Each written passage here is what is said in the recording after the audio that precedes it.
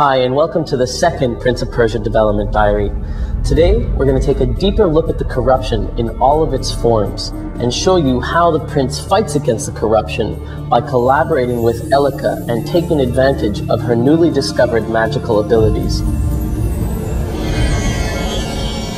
First though, we have another exclusive for you, a speed art drawing of a second boss in the game, the Warrior. The warrior was once the king of a peaceful people who were besieged by violence on all sides.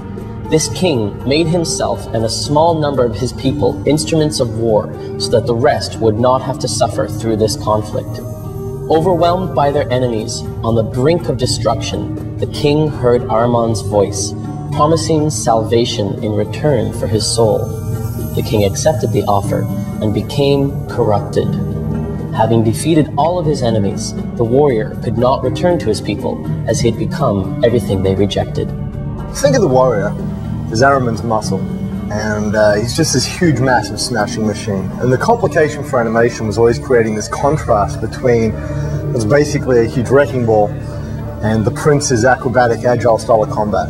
In this Prince of Persia, the dual combat system gives us the freedom to make every fight epic.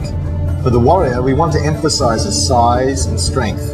David versus Goliath. Our fight designer Thomas worked closely with both level design and ourselves in animation to create fights that demand the prince use destructible objects and ledges to his advantage. When facing the warrior, the prince cannot hope to overpower him, and only with Elika's help and by using his speed and agility to navigate the immediate environment will the prince have a hope of overcoming the warrior's deepest corruption. The corruption is a term we use to refer to Ahriman's manifestation throughout the world. Ahriman seeks to twist and turn everything that is good into his dark and dreadful side. The most basic form of the corruption that is plaguing the land is represented by a dark and deadly matter. This matter is everywhere in the kingdom and can engulf the prince or any living form.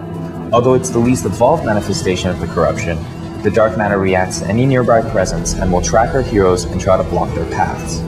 There are other, more evolved forms of the corruption that have far superior intelligence and serve as Ahriman's soldiers. There are many types of soldiers, and each of them possessing their own abilities and shape.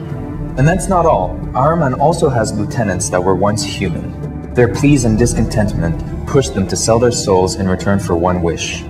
They are the corrupted. As the corruption grows stronger, a light will shine, and this light will eventually meet the prince. In the beginning of the game, the prince will come across Elika, a descendant of the Ioras.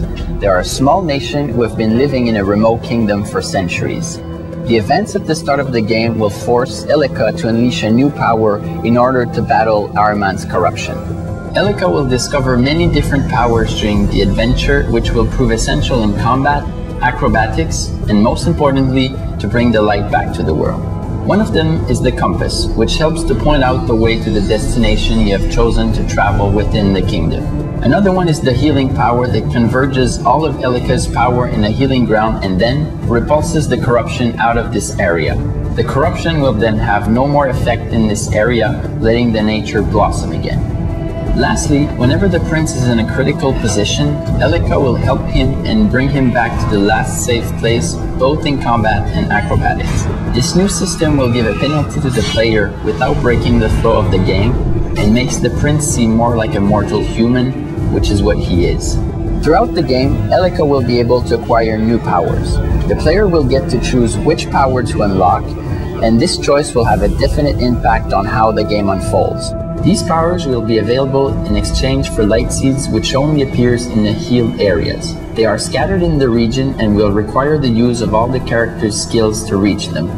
Once you have enough light seeds, you will be able to trade them for a new power. Thanks for tuning in to the second development diary. We hope you liked what you saw, and stay tuned in coming weeks for even more.